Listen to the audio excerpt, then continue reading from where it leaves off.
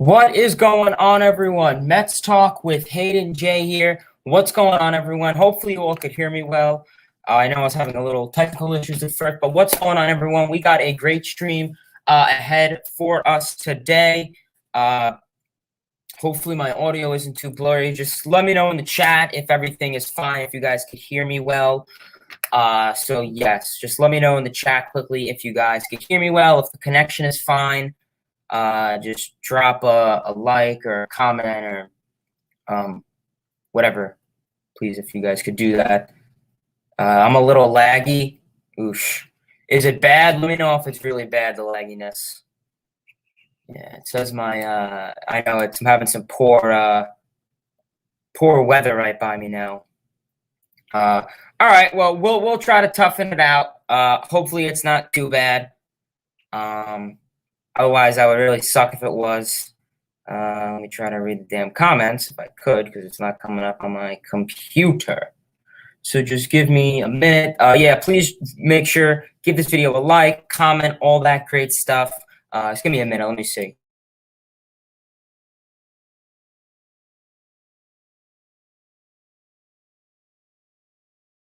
All right. Yeah, so not too big of a deal. You guys can hear me, so that's all that really matters. But yeah, otherwise, we got a great stream ahead for us today. I'll just shut off my camera if it's going to be all really laggy. I do apologize about that. Yeah, that's fine. I'll just shut off the camera to make things easier. Maybe I'll try later on today throughout the stream to get everything good. So in today's stream, we are going to be joined by a very special guest. He will be joining us shortly. In today's stream, we will be going over the New York Mets and Atlanta Braves series summary. We are going to be transitioning into the New York Mets and Philadelphia Phillies series preview and much more. So please, if you guys could give this video a like, give this channel a subscribe, anything that would help me out surely would. So I guess just stop wasting any time. You know, we did waste enough time already on today's stream. We are going to get into game one of the doubleheader that happened this past Monday. So we saw that this past Monday was a doubleheader. Obviously, it was the New York Mets and the Atlanta Braves. So game one, the New York Mets took game one of the series. We got out there. We took the first bit of action. And then this was a big series, coming ahead. So the New York Mets took game one, 4-2. We had Jacob deGrom on the bump. So, I mean, you guys inform me, what do you think that means for all of us? So we had Jacob deGrom on the bump. This was deGrom's first time coming back from injury. There was concern on how long do you let him go. And personally, I think letting him start in a 7-inning game rather than, something like, a 9-inning game, I really think was probably the most beneficial thing for him. So deGrom pitched great. 5 innings pitched, allowed 1 hit, 2 walks, and 6 strikeouts. He lowered his ERA to 0.50. So that is mind-boggling that we have a pitcher on this team who is pitching so well. It's astounding. I'm not gonna lie. His velocity was there, the movement was there, everything was there. He had that nice little biting slider. Everything was in effect. We saw the first pitch from deGrom to Ronald Acuna Jr. was an 101-mile-per-hour fastball. So honestly, once that happened, you kind of said to yourself, all right, well, deGrom seems to be in shape. So deGrom got that. Pitching was fine. Lugo came in to replace him. 1 inning pitched, 1 hit, 2 runs, a walk, a strikeout. He did raise his ERA a little bit to 2.89, but still elite for a bullpen pitcher, especially like Seth Lugo. So that was great. And then we had Edwin Diaz, the trumpet man himself, come into this game to give it the finishing touches and to close the game. 1 inning pitched, a strikeout, and he got his 15th save on the year. In terms of our offense was, I don't want to jinx it at all, but, our offense really, really came into effect. And I think it's starting to with deGrom now. I know guys like Garrett Cole and Trevor Bauer are getting less run support. So maybe the times have changed now. But in the bottom of the first, Jonathan VR did score on a wild pitch. So that drove in one. And in the bottom of the fifth, Dom Smith hit a 3-run double to clear the bases. We saw this was Jeff McNeil's first game back at Citi Field. And McNeil played pretty well. He did come in for some pitch hitting action and did hit a base hit to dead center field to get his name back on the books. And he pretty much was saying, all right, guys, I'm back. I'm here to help out. Let's try to get something started. So pretty much game one of the doubleheader, the New York Mets took this game 4-2, and DeGrom expands his record of wins versus losses to 7-2. Yes, it doesn't matter, but DeGrom, I think, has won his last 4 started. So yeah, definitely great to see. Yeah, I know my face cam is off. Apparently, they were saying it kept freezing, so I just figured I'd shut it off. It kept freezing. I don't know why. I do know the weather. I do live in Florida right now. It's some cruddy weather out, so maybe a power line or something's down. Who knows? Not a big deal. In terms of game 2, the Mets unfortunately lost this game. It was game 2 of the 7-inning doubleheader. The Mets lost this game 1-0. Pretty tough, not gonna lie. It did start off with Jared Eickhoff, I believe that's how you pronounce his name. Sorry if I am botching his name. I am not the best with last names, so please let me know in the comments if I'm pronouncing it right or not. He pitched well. He got the ball. He did his job. 4 innings pitched, 3 hits, 3 walks, 3 strikeouts, and surrendered a big 0 runs. So he has an ERA of 0. So pretty great to see. He has that nice breaking slider we saw. He kind of had the DeGrom effect, sadly, where he didn't get any run support. But the bullpen came in after him. They did quite fine. Castro came in, 1 inning pitched, 1 hit, a run. You had Reed Foley come into place. 1 inning pitch, 1 strikeout, and then you had May do the same exact thing, but with 2 strikeouts. So the pitching was pretty up to scratch, especially coming into this doubleheader where now I think we have a day off coming up ahead. So I think it's really going to help where, typically with doubleheaders, you're usually going to have a starter start the first and your second, just because of the days and stuff and the amount of rest, you're going to have someone else come up. The bats were dead, like I said, 5 hits, 0 for 3 runners in scoring position, 5 left on base. There were a ton of base running errors. We saw Lindor stole second. He did get tagged out. We saw Alonso early on in the game. He went from first base to third on a base hit to right field, of course, challenging Ronald Acuna Jr.'s arm. And then we had Jose Peraza, who ran from second to third base, where the ball was not so much of a little blooper, but solidly hit to the shortstop. So he got thrown out at third. The Mets lost this game 1-0. Castro gets the out. Not the best of games that the Mets have had. Definitely an unfortunate game. And then this was just one of many, to come ahead, I guess you could say. So that was game 2. So as of right now, we saw in this series, the Mets are 1-1. Game 3, the Mets lost this 3-0. I was actually at a Marlins game. I was at a Marlins and Toronto Blue Jays game. I believe someone may have asked me that in the comments section. So I appreciate whoever asked me that below. Sorry about that, guys. Oh, everything seems fine. My camera's on. That was weird. I don't know. Can you guys hear me well? All right. We do have our friend coming on. I see you, man. I'll let you on. Once I'm done with this quick little preview thing. Yeah, my camera is a little glitchy, so I'll just shut that off. I apologize, everyone, about that. So like we said, I was at a Marlins and Blue Jays game during this, so let's just say I was glad I was not tuning into this game. We had Marcus Stroman on the bump, and sadly he didn't. He pitched well, but he only pitched an inning, surrendered 2 walks. He left in the second inning from a hip injury. There isn't a whole the Mets did inform us a little bit on what was going on. It wasn't really anything too big. Obviously he kind of didn't want to leave the game.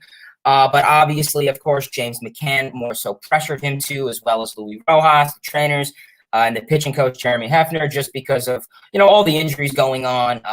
We didn't want to risk another guy. And, listen, it makes sense. You don't want to destroy your pitching staff after 1 inning. And I know we have guys like DeGrom who know their own body. But overall, he did his job. And then, of course, we did have to suffer a bullpen tax, whatever you want to call it, because it was the second inning and we had to use most of our bullpen. But believe it or not, we called in Yenzi Diaz, who, if you were to tell me before the season, who is that? I'd say I don't know. He pitched well, 2 innings pitched, 3 hits, 3 runs, 2 walks, 3 strikeouts. I know that stat line there may not look good, but it didn't happen until towards he was about to be taken out. Drew Smith came in, 2 innings pitched, a walk, 3 strikeouts. Aaron Loop, 3 innings pitched, 1 hit, 4 strikeouts. And then Trevor May, 1 inning pitched, 1 hit, and 2 strikeouts. The bats were completely dead. We went back to this no runner in scoring position, all that crap. No bats, no offense, nothing. It was dead. We got 1 hit against Charlie Morton, which was against Jared Ecoff, the pitch hitter, who is a pitcher.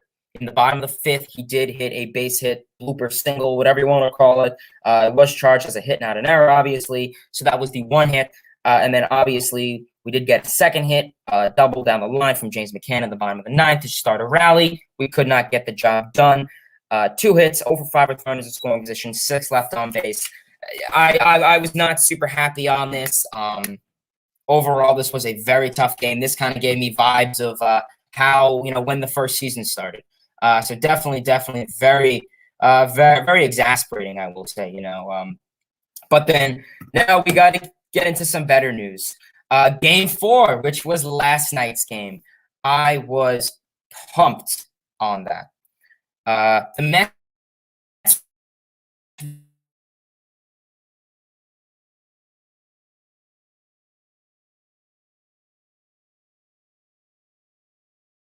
Sorry about that, guys. I think I'm having a ton of internet issues.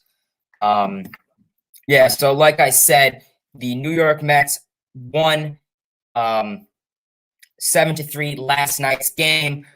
We had the guy called up from the rookie leagues, Tyler McGill, I believe that's how you pronounce his name. Sorry if I'm botching it. He pitched great. 4 innings pitched, allowed 3 hits, 2 runs, 4 strikeouts. He did his job. He went 4 innings clean. That last inning, he kind of gave up the runs. Fair velocity, great movement on his pitches, and he has that nice 4-seam that could potentially be a nice future for him. Did great. Miguel Castro came in, 0.2 innings pitched, 1 hit, a walk. Corey Oswald, not super big, but, he came and he got the job done. 2 innings pitched, 4 hits, 1 run, 1 walk, and 2 strikeouts. He was eligible for the win. And then Edwin Diaz, 1.2 innings pitched. He got the 5-out save, 1 walk, 2 strikeouts, and he got his 16th save on the year. So that was great to see out of Edwin Diaz. Always great to see out of our bullpen pitchers to perform well. And the bats, this is where we are going to get super excited. The offense was alive. The offense actually was up and about. We had Michael Conforto back up in the lineup, and he did his job, no doubt. And maybe you could say Conforto's maybe was the missing piece to kind of help out this lineup. I don't know. I couldn't tell you. But we started off in the bottom of the 1st. Francisco Lindor scored on a wild pitch. And then later on, Dominic Smith hit a ground out, force out to drive in Michael Conforto. Bottom of the 2nd, Jeff McNeil got his first RBI back from the IL. Always great to see Jeff McNeil. We know how much I love Jeff McNeil. Probably my 2nd favorite player on this team. And there's no doubt about that. Bottom of the 7th, James McCann hit a sharp ball to center to drive in Conforto. And then, like we said, the bottom of the 8th, Francisco Lindor did single to dead center to drive in Luis Guillorme. 7 runs, 13 hits. Corey Oswald got the win. This was definitely a big series, and there's no doubt about that. So, yeah, that's pretty much it with the Mets and Braves series. We had our rocks. We split the series. I would have preferred a win. I would have preferred it 3-1.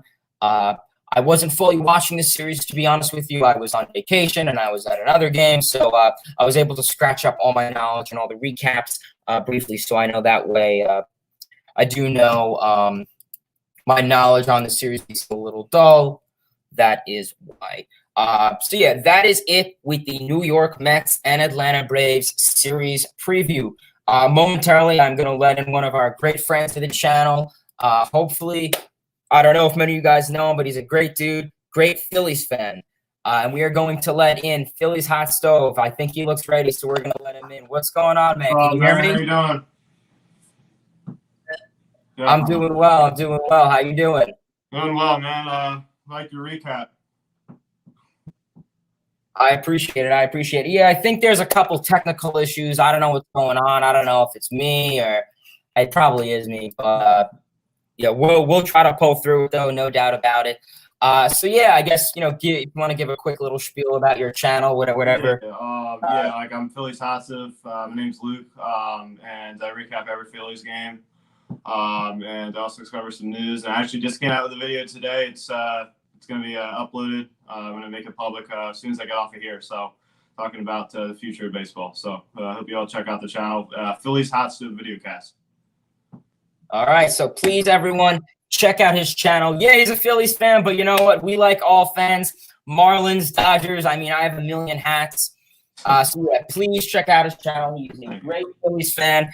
We were talking a couple nights ago. We were watching the game live together, and not to have on when we're talking, getting ready into this Phillies preview than a Phillies fan himself. He probably knows much more about the Phillies than I ever will. So why not get him on? Help share the knowledge. So yeah, I guess if you want to dive right into it, I guess if you want, I'll go over the Mets pitching and maybe go over the Phillies pitching if that's how you want to rock on down to that. So we, obviously we have Friday's game, which is at 4:10, which is a doubleheader. We will have Taijuan Walker coming back from the bump, and Walker, he's coming back from a rough start against the Nationals. We did see he threw his four-seamer a little too much inside the zone. That got to him. Kyle Schwarber owned him that day, sadly. But it was one bad start. He still holds a 2.42 ERA, 1.05 WHIP, 77 Ks, and a slash record of 6-3. So I mean, he's doing his job. I mean, listen, he had one bad start. It happens with these guys. Great strikeout rate. It's going up. His velocity is going up, especially coming back from an injury. He's a beast, and he has that nice swing and miss rate. So definitely great to see out of him. So that is game one. Game two I'll touch on, and then I'll transfer the mic to Phillies Hot Stove. Yo, hey, I'm going to go get my phone. Is that all right? I'll just be right back. Whatever works for you, man. Yeah. Game two, we will have David Peterson on the bump, who's really, really going to be in a hot seat right now. I don't want to say his spot's in jeopardy, but I mean, let's be realistic. He's starting to pull it together, though. No doubt about it. We saw his last two starts: 10 innings pitched, 3 hits, 1 run, 5 walks, and 9 strikeouts. We saw his velocity go up big time. His velocity went up increasingly. It touched 96, 97 at one point on his fastball. So that was great to see out of Peterson. If he could try to get back onto this, his 2020 self, if he could get out of that sophomore slump, that is what I'm trying to see. We saw the slider is helping him tremendously. I don't know if the connection works now. Let me know if the connection works, if you guys could see me well. Yeah, please. Let me know. No, it still seems a little shaky. So I'm going to shut it off for now. What's going on, everyone? Yeah, so we will be joined with Philly's Hot Stove. I do apologize about all the internet issues. I don't know. Internet is very annoying. I'm not going to lie. So yeah, that is game one and game two on this doubleheader. We're going into this series with quite a bit. Looking at both of these teams, the Phillies are currently tied third/fourth in the NL East, and the Mets are in first place. And typically how it wins, just from, the past, my background knowledge, typically teams that have the most wins inside the NL East or any division itself typically tend to win the division. So, we played the Nationals, we played the Braves, we played the Phillies. After this, we're getting a break. We're going to be playing teams like the Pirates, the Brewers, the Yankees. But now this is a nice time to make, the time to make everything up. I'll quickly go through the chat a little bit while he comes back. What's going on, Dalton, my man? What's going on? I appreciate you tuning in. LFGM. All right, so we have him back. So yeah, inform us what's on your end with game one and game two of this series. I mean, doubleheader. Yeah, I mean, we all know that the Phillies don't play well in doubleheaders. Especially last time they played in a doubleheader, in New York at Citi Field. So, and they got swept out of that series. They got swept out of doubleheader, and they got swept out of that series. I mean, like, honestly, I mean, the matchup tomorrow, I mean, I think it could be interesting. We got Aaron Nola going, and he's coming off of probably the worst start of his career against the San Francisco Giants. Allowed 6 runs in like 2 innings. The shortest outing of his career, the worst outing I think I've ever seen. Like, I'm not exaggerating, but probably the worst I've ever seen of him. We all know that he's hot and cold. He can hand that breaking ball in the middle of the plate and just gets like hit around, and that's why the home runs have been so high. It's just the hanging breaking ball just gets smacked out of the yard. And yeah, I mean, just for him, I mean, he needs to keep the ball in the ballpark, and he needs to do a better job at just generating some ground balls. And as Spencer Howard goes, he's probably going to go 5 innings max. I mean, that's the way Joe Girardi's had him on a short leash, so I don't expect him to go deep at all. But he also needs to step it up a little bit too. He's he's our top prospect, so he's not anymore, but because he's back in the the majors again, so he's lost that eligibility to be the top prospect. But former top prospect, he needs to step it up. I mean, he's not been very good. He was he got some time last year, had that injury, and then so far this year, I mean, he seems like he has these couple great innings, and then he just falls apart. But one thing I really like out of Spencer Howard is the 12-6. It's just absolutely nasty. So that gives me hope for the future. But in these 2 games, it's really going to be just a battle. I mean, the Phillies don't play well typically at Citi Field, and the Mets are an amazing team at home. So it concerns me a little bit. Absolutely.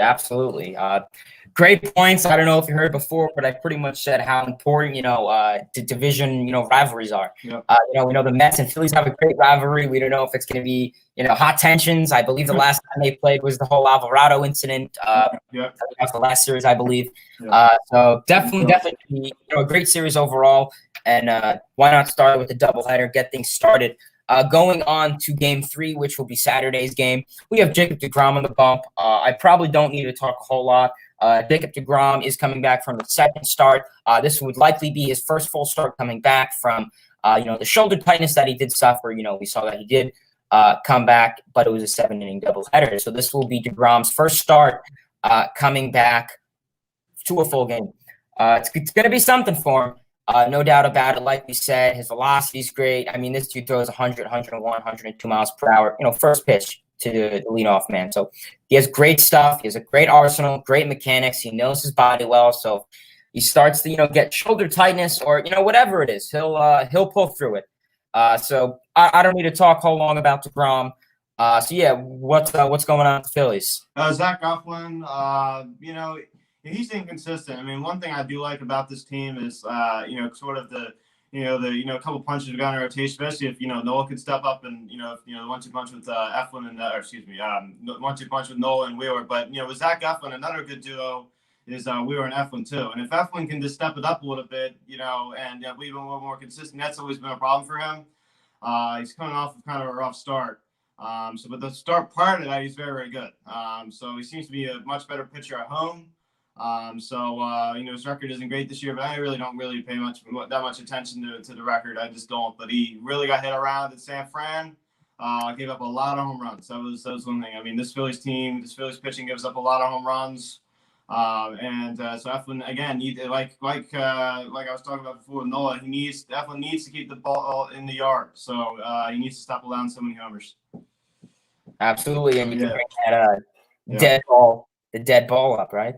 Yeah, absolutely. Yeah, yeah. So seen a couple of that. Dead ball, he's still all these home runs off him. Another thing I'm gonna add is that the bullpen's gonna be tired from doubleheader too. So we need him to go like 6-7 innings at least 7 for at least my opinion. I would love to see him go 7+.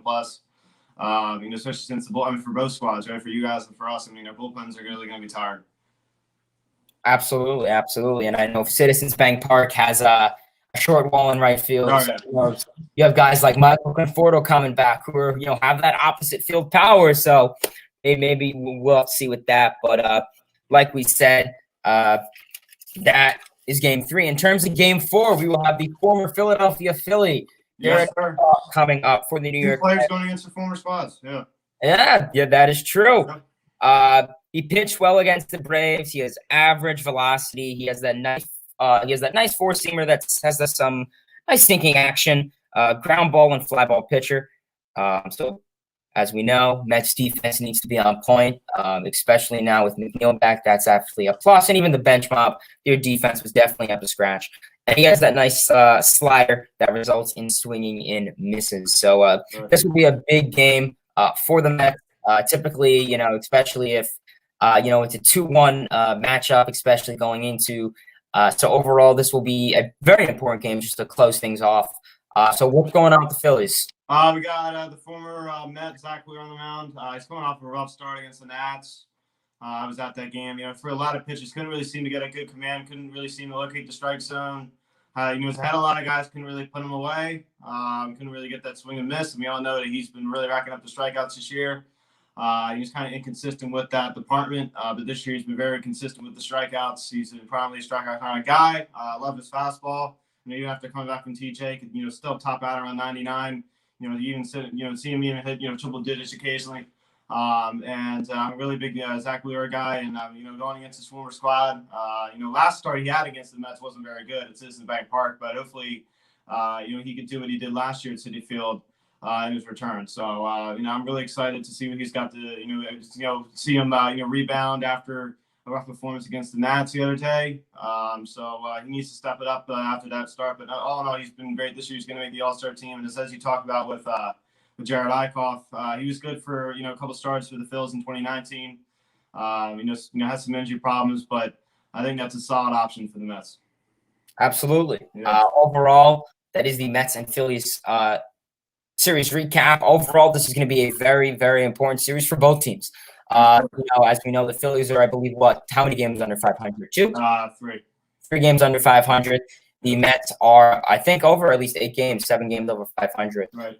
So no doubt this will be a very big series for both teams. Absolutely. It's going to come into now we're going into a series with most of our guys healthy. Michael Conforto is back. Jeff McNeil is back. Those two guys offer so much to this team. Yes, the bench mob, they're great. But the bench mob has their day or two's worth of slump where they don't get hits. But these everyday starters, don't get me wrong, Pilar, they're everyday starters. But I think if you had the option, would you rather have Pilar or Conforto out in the field? And I think as of right now, that's a fair question to answer. Obviously, Conforto. So as of right now, I think there's going to be many guys on the team that are going to be hot. Brandon Nimmo is likely to be coming back Monday, so that'll be.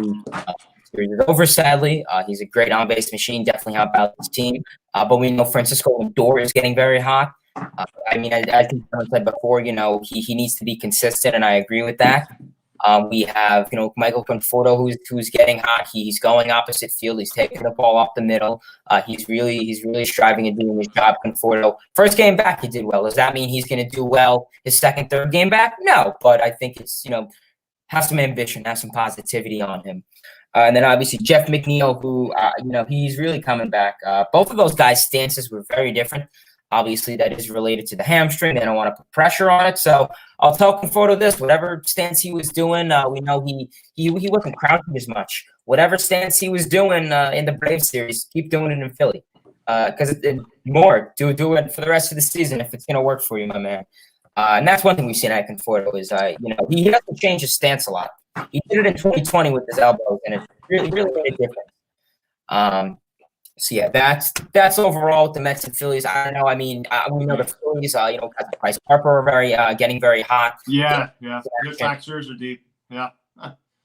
So yeah, they for him, and he went off of Eric Fetty, another guy he owns. So, and Harper, he's frustrated. He really is. The Phillies have one of the worst losses I think I've ever seen yesterday against the Nats. I'm sure you saw that. So they're really not in a good spot coming into this series, man. They're 3 under, and they don't play all on the road. And I mean, it's not good. You see Bryce even saying like we got to win 9 out of 10, but even after that happens, it's still a long way up. So this is breaking point here for the Phils. If they don't step it up soon, I think that you're gonna see some things change here. I mean, whether you're gonna be maybe selling at the deadline, because I tell you what, I mean, this is not the spot we want to be in. Absolutely. Yeah, no doubt about it. And, the Phillies are now getting some of their fair share of injuries.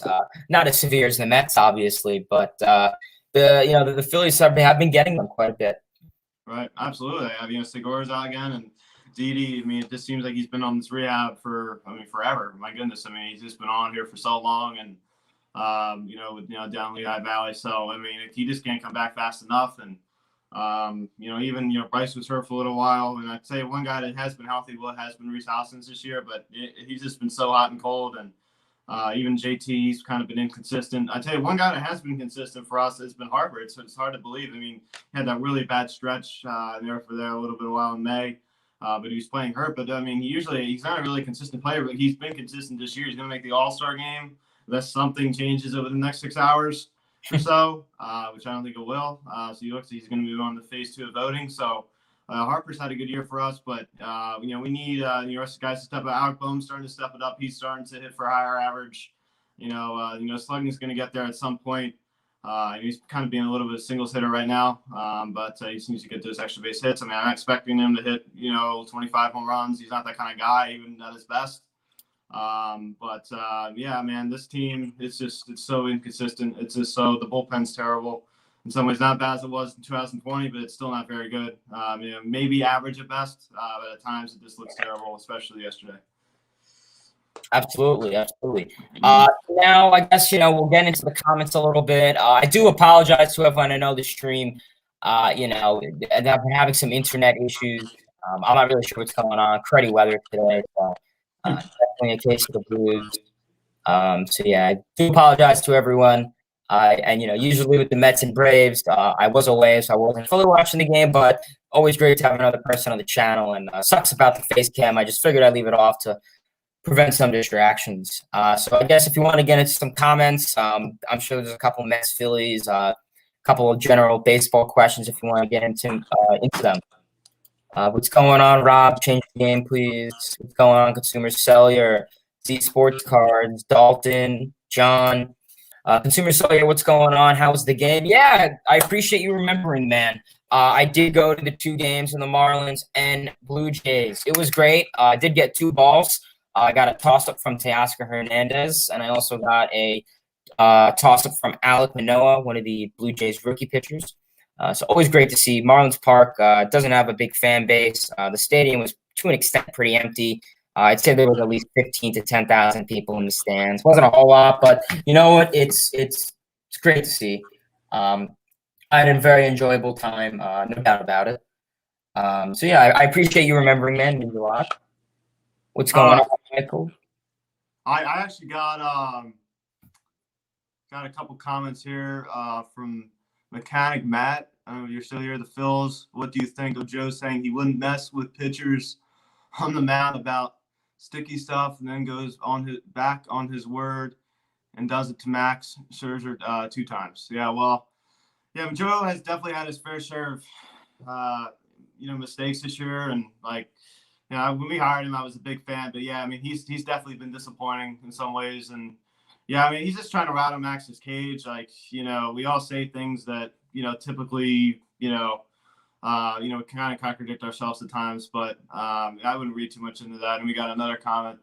Philly's got the brooms out today. And so I always say when we sweep out another squad. What do you think of manager Joe Girardi trying to fight his old hitting coach? I'm not really sure who that is. I don't think he tried to fight Joe Dillon, who's our hitting coach. Are you talking about Nats manager David Martinez? Because he was the bench coach of the Rays and I think it was when he was never with the Yankees. I don't know what that's all about there. I think it was with the Marlins, I think either. So he was the bench coach of the Rays and the Cubs, and he went to the Nats as a manager. Yes, I don't really get that question. I think it was Joe Girardi. Yeah. It was, when he was playing the Yankees. One of the guys who's now in the Nationals, it was his former hitting coach. I think his name was Lenny Kay or something like that. I was confused by that question. Yeah. So, I mean, Joe, he's had his fair. Especially with Hector Neris. What more do you need to see out of Hector Neris to know he's not a reliable closer? I understand he may finally made a change, but after how long? After all this stuff, he finally makes a change. It's time to step it up a little bit. Absolutely. And you can't use the excuse he's the best guy we got for that option. Archie Bradley has closing experience, and even Jose Alvarado wouldn't be so bad in a role like that either. So, I think our team's a little bit sketchy, but I think Jose Alvarado should be a closer right now. I mean, he's just been red hot, and he's been, over the past couple of weeks ago, he's been the best. He's been the best option. So that's just my opinion. Oh, absolutely. I mean, we all know how I feel about managers on this channel. You're at the Yankees game right now. Well, I hope you are enjoying that consumer cellular. Last I checked, I think I saw Gary Sanchez hit a nice dinger. So who knows? Maybe you caught it. Salute, absolutely. Yeah, I do apologize for being laggy. I know. Typically, I would have much more people in here. It's probably why, because I started off the first 10 minutes of complete lagginess, and I didn't know, so a lot of people left. It sucks, but you know what? We got a great stream going, no matter what. But I appreciate everyone for tuning in, no matter what. We can hear you. Okay, you're fine. Great. Did you see? Yeah, I did see the All-Star Game uniforms. I didn't see them. They were disgusting. Do you want me to pull them up? Yeah, pull them up. They were Are going to be black and purple? They were not very good. Sorry. You mean like the home run derby uniforms? Pretty much, isn't that what they wear during the? Yes, but someone told me that they're wearing them during the game, but I think that's a lie because they've never done that. Yeah, they've never done that. No. I kind of like when they wear the jersey of the. Yeah, I mean, I'm a big hat collector myself, as you know. So this is it. I'll just pull a random one up just because I don't want to share. Share screen. So this is it. It's not super great. Personally, I think it looks pretty ugly. Just taking a look at those uniforms. It's in the top right. Taking a look at those uniforms. That's I see now. Oh, yeah, there it is. Man. Oh, man, that's terrible. Oof. The hat looks fire. The hat kind of looks fire. I like the star. Yeah, I'm not a big fan. Those uniforms, I mean, they look like tennis uniforms. Let's be realistic. Yeah, man, those look like garbage, man. It's like the players' uniform, the players' weekend uniforms in 2019. Oh, I went to that game, and they just I don't know. I mean, to my knowledge, I think they just wear them during the home run derby. Yeah, they're not gonna. They've never done, as you said, they've never done that. So I don't think they're gonna. Wait, so you did hear that they're gonna do that? Someone told me that, but I don't really know. I don't think. Yeah, I don't. Yeah. I'm super happy that McNeil and Conforto were both back. Absolutely, man. I went over that. Hopefully you heard. But yeah, definitely two vital pieces for this lineup. How about Tyler Magill? Absolutely, man. Absolutely. These were some of the comments before the stream. But yeah, absolutely. He's definitely been a nice piece to the last start. LFGM, of course. Giovanni Lindor may hit 15 home runs before the All-Star game. I think it's a possibility. I mean, I saw someone left a comment before about Lindor being consistent, and that's what I think it comes down to. Right now, he has 9, so he would need 6 more, obviously, to get there. He has the chance, but I think, let's be realistic, I think Alonso has. Yeah, especially. Yeah. Are you talking about the All-Star vote, or are you talking about home runs? The comments, Lindor may hit 15 home runs before the All-Star game. So, yeah. We're talking about the break also. Yeah, break, I guess. Yeah, I think it's possible.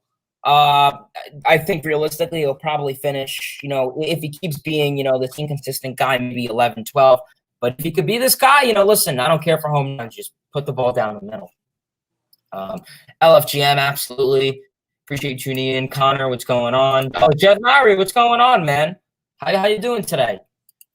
No face cam. Yeah, sadly no face cam today. I know the stream, out of all the streams I have, our great friend Phillies Hot Stove on. We get internet issues. The stream goes lagging for 10 minutes and we lose everyone. But you know what? It's how the cookie crumbles. What's going on? I appreciate you tuning in. I always see Carrasco in the dugout. Mets broadcaster should try to interview him. Yeah, I mean, I don't really think he's going to be. I mean, listen, it's his body. He'll know what's going on. But I mean, I don't really think they're going to want to. I don't know. I see the point you're trying to make, but I just don't think they will. Facts. Listen, man, Matt, I'm not a tech person. I act like a boomer at times. I couldn't tell you a thing. LFGM, absolutely. LFGM, absolutely. Glad it's nothing serious for Stroman. Yeah, I mean, like I said, Stroman, he's never really been an injury-prone guy. I just think once you see a little small thing of injury with any player on any team, and just this year itself, you got to be very cognizant of that and just keep that in the back of your head. LFGM, of course. Mets were shut out because they were swinging at bad pitches and making errors while running on the base, and hopefully they learned. Yeah, like I said, hopefully you did hear what I said before in regards to that. But it was really tough, as we said. There were 3 base running. Well, I don't want to say 3 base running errors. Lindor was caught stealing. The Alonso thing wasn't so much an error, just poor skill, where he ran first to third on a ground ball hit to right field, where Acuna used his powerful arm to throw him out. That was poor base running.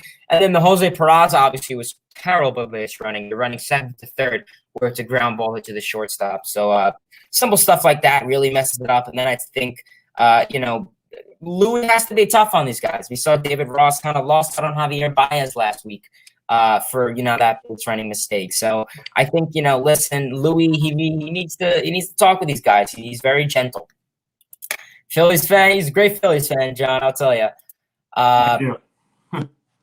Mets were swinging at that. Yeah, I did see that.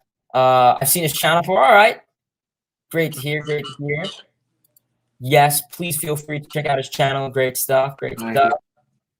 Phillies got the Bruins today. Sir.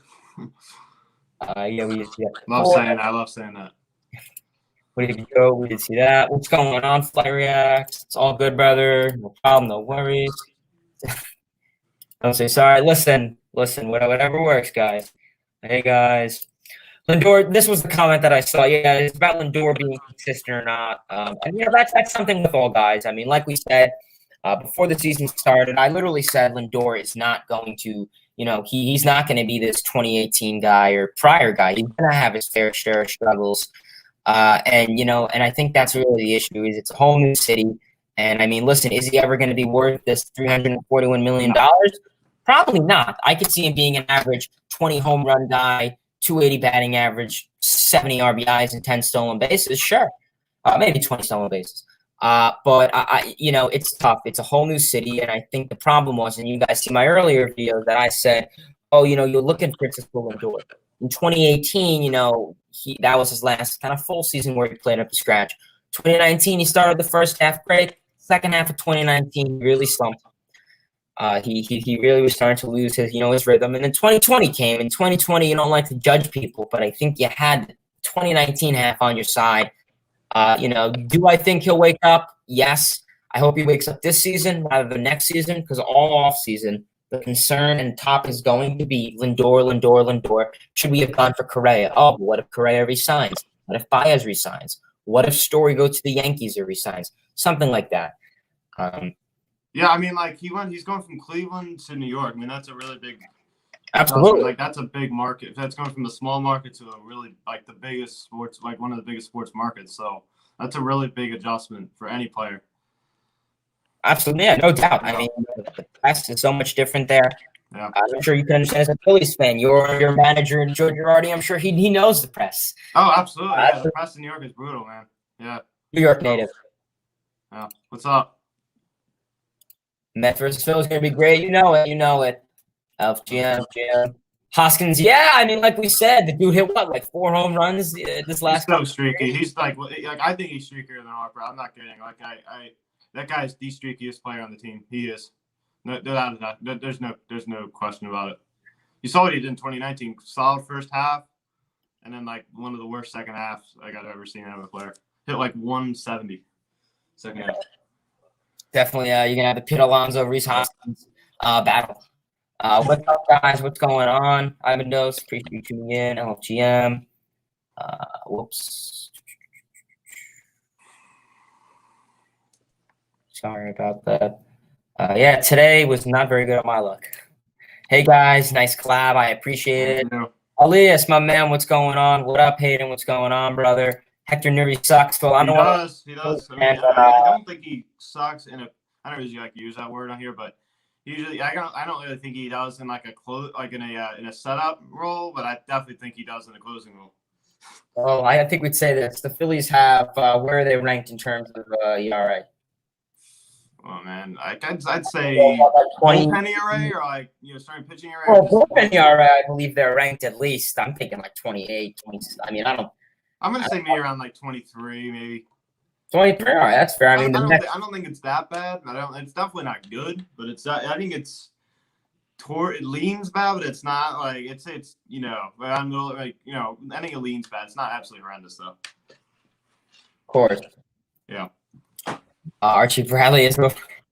Archie Bradley, yeah, that guy. Like, honestly, like I like him, but like he also is inconsistent too, and he's had some injury issues. In a former starter, that's why his career ERA is so high, because he just wasn't good as a starter. But yeah, I mean, he's definitely not lived up to the contract so far. You know, and we brought him on this 1-year deal. He was non-tender from the Reds, which I didn't really get. I kind of thought it was a steal of a contract, but I'm starting to kind of have some second thoughts about the signing. I mean, he's not been like horrendous. He's not like David Hale, but like, he's not good. He's not been good. Absolutely. I will say, as a Mets fan, bullpen depth is very important. We all know how the Mets bullpen was in 2019. Edwin Diaz, I'm sure you know all about a Phillies hot stove. It killed us. It cost us the playoffs. Yep. Boomer, what's going on, man? Uniforms were bad. Yeah, I won't lie. The uniforms were horrendous. The hat, yeah, pretty much, Elias. You and I agree. They were horrendous, but the hats were fire. We'll settle on that. They were going to wear them in the game. Really? They're going to wear them in the new game. I am going to boycott the All-Star game. How about that? I hate that. I don't like that at all. I don't either, because they look like tennis jerseys or shirts. They look like shirts, if anything. Yeah, I don't like it. It's just confusing. Like, I kind of like knowing, like, you know, like, I think it's cool because, like, you're there to represent your team. You're not, you know, I guess you're there to represent yourself because it's All-Star. Right. Like, I mean, like, I think it's cool to wear your team's jersey. I mean, that's just my opinion. Of course. Listen, I wear my team's jersey. I mean, we're the jersey guys. They just wear them. Yeah, I guess not.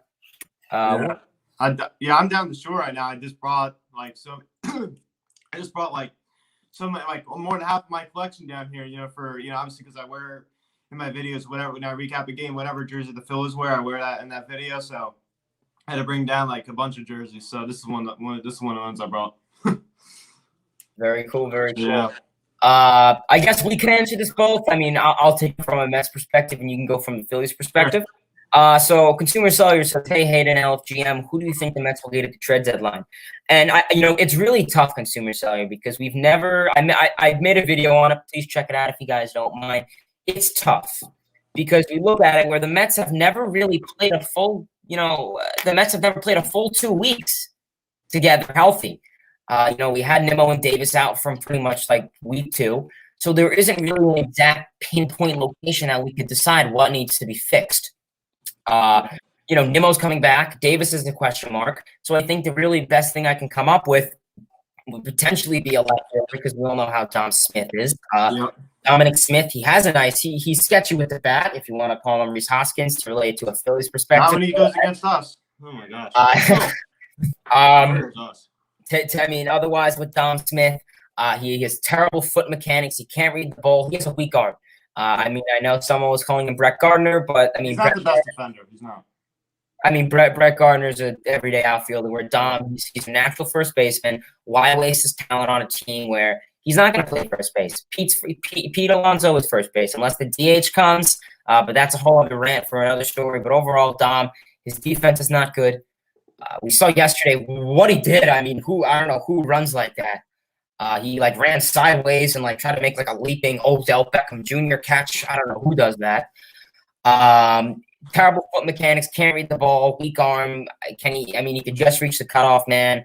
I'd say you could trade him away. I would say the A's would be nice trading partners, but it's tough because they're doing so well. You have Stanley Alderson, you have the relationship there. Maybe a guy like Mark Canha would be nice. Doesn't strike out a whole lot, walks. Not nice exit velo, nice contact hitter. Put the ball in play. Not so much power, but I'm not looking too much for power. I think a good guy for you would be Corey Dickerson of the Marlins. Corey Dickerson signed a 2-year deal on his final year of contract as a rental. He was great for the Phils in 19. I understand at the very end he got hurt, but a very solid option. Can slide in the left field. I believe he is on the IL. Oh, he is on the IL? Last I heard, I believe he was on the IL. I did go to a Marlins game, and he was not playing, so I do know he has some nice defense. I believe. Oh, yeah, Nick, he has some pop. He won a gold glove with Philly, right? Or no? A gold glove? Yeah, didn't he win a gold glove with Philly? Not in Philly. I I think he might have been with the Rays or the Pirates somewhere along the way. That sounds familiar. All right. Yeah, But yeah, I mean, not in Philly, though. that's a fair option, especially for that outfield depth. Because think about it, I really want outfield. He could be a rental. He's on the final year of his contract. Sure. You know, I mean, outfield, in terms of any outfield depth, I mean, in terms of our prospects, I mean, you really only got Pete Crow Armstrong and maybe one or two guys towards the bottom of the list. Where infield depth, we are so packed. Outfield, you know, look what happened when, you know, Conforto and Nimmo and, you know, they were hurt. I mean, you know, and then Smith got taken out. You had to call up, your outfielders, Khalil Lee, Giovanni Fargas, and I don't know, you know, that's not an outfield for the Mets. So outfield depth is important. But back to the main question, I'd say left field would be a nice position to address, and maybe starting pitching. I mean, the problem is Zach Scott. You know, he says starting pitching is so hard to get right now. What happened to the richest owner in baseball? You know, what happened to wanting to go out there and trade? Typically, we don't see many trades during the season, but you know, it's something. So I guess starting pitching left field. How about for the Phillies? Yeah, I mean, after I answer this question, I got another question from Seahawks, Jose Rodriguez. But yeah, I don't know. Like, I think at this point it could be sellers because of the way they're playing. They got kind of a tough schedule. They got a lot of games on the road coming up. I mean, they kind of got a short road trip coming up here, you know, going to New York. And, you know, for 4, it would have been a 3-game series. You know, and they got the makeup game on the 28th against the Reds. So that would have been an off day. But it all depends on how they play over this next month. I mean, I think, you know, they look, you know, where they are, you know, the final week in July. I think it's going to be that kind of decision because this where we are right now, we're not, you know, 20 games under 500. We're not even 10 games under 500. We're around like 3, where we are 3 under 500. So, you know, if we can get on a, you know, good run here, I mean, we could do it. So we're not out of it just yet. So that's where the decision becomes difficult. But we don't have a lot of. I understand that, you know, possibly, you know, maybe moving Gene Segura always was an option. Dubo Herrera, you know, is of course another option too. You know, just some of the things I read, you know, Gene Segura, how in the world could this guy move around so much? I mean, this goes to show you, you know, his relationship with, you know, the players and, you know, other people in the organization may not be very good because he's been on so many teams. He's such a good player and he's just been on so many teams. But I think for some guys, you know, for us to acquire, I think we definitely need another bench bat. I mean, I think I look at, you know, going to the free agent market, a guy that just got cut from the Rangers, Chris Davis, a guy who totally just terrorized, you know, baseball, was one of the best power hitters, you know, for a couple of years when he was with Oakland. So he just got cut from the Rangers. So I think, you know, possible maybe like sign him a minor league deal and then you know, you call him up, you know, a little bit later in the season. This is a nice bench bat. But I think, you know, one of those things is, you know, Philly team needs another starting pitcher. Vince Velasquez just isn't it. I also just think that this team just all together just isn't great. It doesn't flow well. It just doesn't seem like it. Like you look at this team, it just doesn't flow well at all. Like that's like the word that keeps coming to mind. It just doesn't flow. I think we definitely need a couple more arms in that bullpen, and definitely another starting pitcher. I think that's one of our biggest needs right now. Yeah, this team is just I've really just lost a lot of faith in this team. Oh man, it's just been really hard to watch. Yeah, I mean, listen, my motto is to win championships. You can never have enough starting pitching. Yeah, and then Seahawks, Jose Rodriguez, Phillies fan. How bad is Joe Girardi? I mean, he won a World Series in 2009 against us. So, I mean, he's not like the worst manager. I do think he's a little overrated. I thought he'd be better than he was and than he is now. We hired him. He's been a tad disappointing. He doesn't have the best team to work with, though. But I think some of his decisions, by far his worst decision he's made as manager is leaving Hector Neris as the closer for as long as he did. I understand he finally made the move to change. But the fact you have to wait this long to finally make a move is just embarrassing. This should have been done a long time ago. He shouldn't have even started the season with Hector. And I understand Hector really didn't get a whole lot of the opportunities last year because of, you know, Brandon Workman, you know, because he was our closer for a little while. He was a disaster. I mean, it's just, you know, Joe Girardi, I mean, with all these double switches. And also you have to keep in mind, he was an American League manager. He managed the Marlins in 2006. And one manager of the year as an NL manager. That was only 1 year.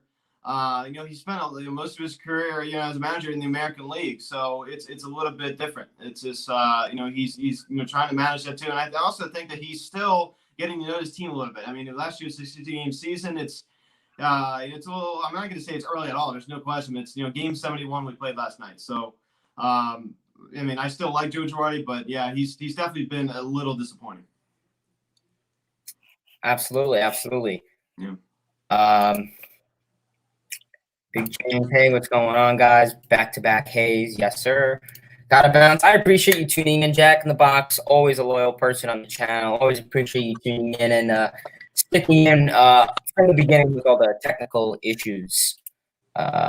Gibson, maybe. Yeah, I did make a video on that in Mets Hub, so please check that out. Kyle Gibson could be a guy. Whether the question is, is he just having a nice little short spring of the year? That's one to consider. He's never really been a guy who's been commonly known. I mean, taking a look at his stats, he has some nice stats. We saw, I believe he did pitch yesterday. I mean, he's 5-0 in the season, 2.17 ERA, 64 strikeouts. Not so much a strikeout guy, more ground ball guy, which definitely works for this team. And a 1 whip. So it looks nice. It seems nice, but it's just will it kind of like with Lindor. I don't want to compare him to that, but will it transition? Mets should read with Tigers. I'm assuming that should be trade. Mets should trade with Tigers, maybe Fulmer. Yeah, Tigers definitely an option. We do know they have a ton of guys. Obviously, some guys like Casey Mize are not going anywhere. They're part of the rebuilding process. But you have guys like Matthew Boyd, Terry Schoolball. You said Michael Fulmer, the former New York Met prospect. I do have him on my fantasy team. He's helping me out. Nice. He'd be a nice little middleman for this Mets rotation. Behind Lugo and Castro. Definitely has some nice stuff. And it's tough. It's really tough. I mean, you're getting these guys from, scringy teams, and it comes up to who you going to give up. I mean, are you trying to build up? Are you trying to win now? That's the big question. I'm going to pass on that, Jed. I'm sorry. We had a great stream though overall. We're probably going to call it a stream here today. I do want to apologize once again for all the technical issues. Pretty much, Phillies Hot. I don't know if you're here, but I started the stream and it wasn't on. And screen, and we had a fair amount of people. I think we had a high of 13 at one point. Oh, good. So I appreciate everyone for tuning in, staying into the end. We have 8 active people in the chat now. I appreciate everyone for tuning in. Not really sure what's going on with my camera, but hopefully we have my laptop need be if another issue comes. So I want to appreciate everyone for tuning in. Till next time, baseball fans. See ya. Take care, guys.